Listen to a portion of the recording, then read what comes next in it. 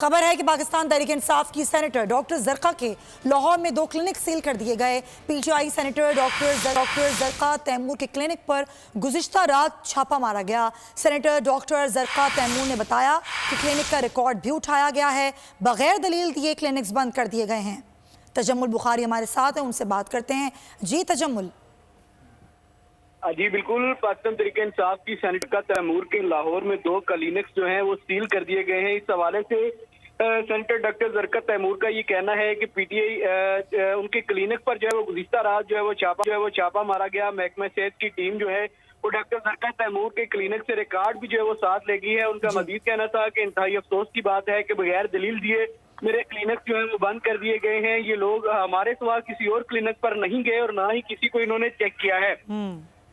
उनका मजीद कहना था कि ख्वाजा आसिफ की बात पर उन्हें इज्जत से जवाब दिया, लेकिन उनको खवातीन की इज्जत करना नहीं आती। उनका ये भी कहना था कि कल को ये मुझे गिरफ्तार करने के लिए झूठी FIR करके कोई डाला बेच देंगे। इनके 18-20 दिन रह गए हैं, इनको चाहिए कि वो सुकून से गुजार लें और इस तरह की जो कार्रवाइयां हैं उससे बाज रहे। जी ठीक है तजम्मुल बुखारी, बहुत शुक्रिया।